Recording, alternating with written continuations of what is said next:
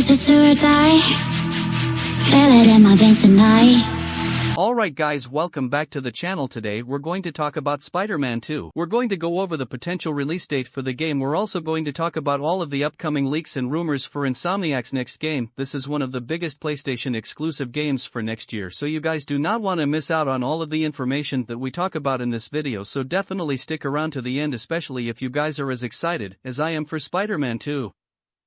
Let's go ahead and set the stage. It's 2014. Insomniac Games, who also at the time had recently released an Xbox One exclusive game Sunset Overdrive, was visited by Sony's Vice President of Product Development Connie Booth, who approached them without any formal agreement about a potential Spider-Man game that would be a part of Sony and Marvel's official property now. At the time, Insomniac Games had really only worked on original titles that they developed, like Sunset Overdrive that we just talked about and the Ratchet & Clank franchise from our childhood, so their response was rather neutral. In the off-the-record discussions, however, many developers on Insomniac's team were pretty enthusiastic about the project that was being talked about throughout the company, which influenced the decision from Insomniac to actually take on the project. Fast forward to now, the decision to move forward with the game changed the entire strategy in which Marvel would release games based on its franchise. It goes without saying that Spider-Man 2018 was a major hit amongst the masses of players, and with the recent Spider-Man movies being announced at the time, as well as hearing about the new game coming out in 4 short years, this game attracted many and put the pressure on the team to release something particularly amazing in kind. Insomniac Games responded to this pressure with mind-blowing graphics and gameplay. Spider-Man 2018 took the PlayStation gaming community by storm, and many gamers who were envious of the title being exclusive to PlayStation went out and bought the new console just to play as Spider-Man, because that game really made you feel like you're playing Spider-Man. Needless to say, the off-the-record gamble between PlayStation and Insomniac Games paid off exponentially. Spider-Man 2018 was deemed by VentureBeat as the best Spider-Man game and one of the best superhero games ever. In game informer Chime and NSA liked Batman Arkham Asylum before it. Spider-Man raises the bar for one of the world's most beloved heroes. The game was received astoundingly well amongst gamers and critics alike, so much so that Sony greenlit not only a spin-off with Miles Morales, but a fully fledged sequel. Now let's talk about the release date. So Spider-Man 2 will launch for the PlayStation 5 in 2023 sometime, and will, like its prequel game, be a PlayStation exclusive with the eventual release on PC, as we're seeing currently with the original Spider-Man in 2018. Unfortunately, as of right now, the game does not have an official month and day for when it's going to be releasing, but that information will likely be released earlier than we think, with the original Spider-Man releasing on the PlayStation 4 in September of 2018. We could see its sequel follow suit. Hopefully PlayStation and or Insomniac will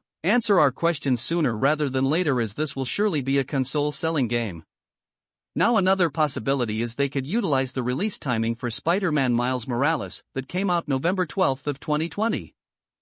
Either way, one thing that I am pretty certain about is I don't see us getting the game before the second half of 2023. Depending on if PlayStation has anything planned for holiday season of 2023, this could be the big game for that year. Now, aside from the release date and confirmation of Spider-Man 2 for PS5, let's talk more about what Spider-Man 2 will look like. Well, as you guys know, Spider-Man 2 is being developed by Insomniac Games again and will provide a fresh twist on Peter Parker, Doc, and other key characters, such as Miles Morales in the game. Now in Spider-Man 2, Miles Morales is seen in the trailers as a key character in the upcoming game, like he was in the first game, and in the spin-off in Spider-Man 2018 the player was able to control multiple characters such as Mary Jane, Peter and Miles, so it's not completely out of the question that Miles Morales will be a character that the player can choose to play as and go through the entire game, or at the very least have specific missions for his character. Now this all kind of ties into a potential leak that I want to talk about regarding the possibility of having characters switching, similar to what we've seen in games like GTA 5. So the allegedly goes on to say this: in Spider-Man 2, main story missions are done by predetermined characters, but in between you could free roam the whole map and do side quests. For example, Peter does a certain main mission and is knocked out, so the next mission is Miles Morales checking on Peter and then doing something for him. In between Peter's mission, Miles' first and Miles' second mission, Miles can free roam and do side quests or fight crimes, but after the second mission you resume control of Peter. Also remember those moments where the game encouraged you to do side quests while waiting for something to happen specifically for the main quest. Well, this game has more of that to encourage roaming, as both characters' side quests will also have different dialogue and stuff depending on who you do it as or what order you do them. Now, as all leaks and rumors go, take this with a grain of salt, but if it's anything like what was just stated, we're gonna be getting tons of variety. With this game, the main villains in this game will obviously be Venom, and as seen in the trailers, Peter Parker himself could even turn into something of an antagonist if Venom gets his way, as we have seen in the comics and previous movie adaptations in the early 2000s. Other than Venom, an ominous voice can be heard throughout the trailer that could be tied to none other than the fan favorite Kraven the Hunter, which personally I am excited and really hoping that he will be indeed in this game. Aside from those two, there really isn't much to work on in terms of villains in the next game. I've got a feeling that they will be establishing another Sinister Six, but on a bigger proportion. Now, aside from the ones we've mentioned, there really isn't much information regarding villains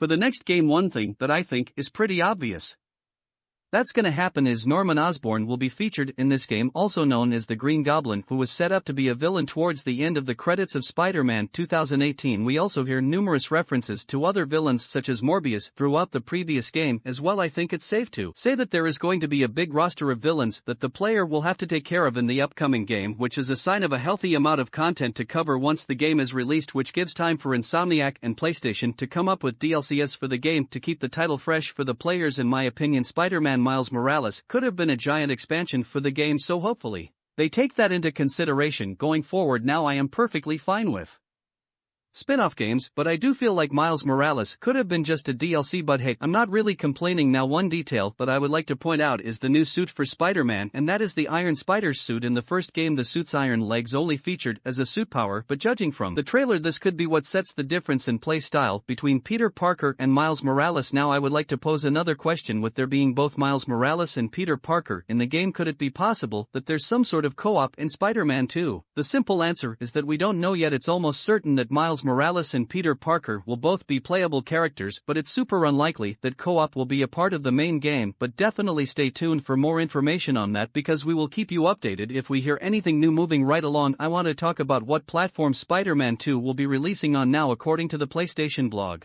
they have come forward and said that Spider-Man 2 will be coming exclusively to the PlayStation 5 consoles. That pretty much rules out any release or compatibility with the PlayStation for console players, so that may cause some friction. I see this as a double-edged sword, with it only releasing on PS5. The players who haven't upgraded or haven't been able to upgrade to said consoles, and that is mainly because it's pretty impossible to find a PlayStation 5 console at MSRP. You're pretty much gonna have to pay extra if you'd like to buy a PlayStation 5 right now. Now, this will undoubtedly cause some backlash from the community, but on the other hand, with this game only releasing on the PlayStation 5, we can expect some especially great graphics and amazing gameplay to come from this, all at 60 frames per second, that we want from our consoles. This decision makes sense, seeing as it will cost more resources to keep releasing titles that are compatible with both the PlayStation 4 and the PlayStation 5. Now, as with any console release, there is a finite lifespan that these consoles have, so for PlayStation to want to push forward with the best option, that leaves more room for advancement for the current generation consoles, and of course about 4 years later the PC release. So in summary, the release date for PlayStation 5 will likely happen sometime in 2023, likely in the latter half. My guess is either September,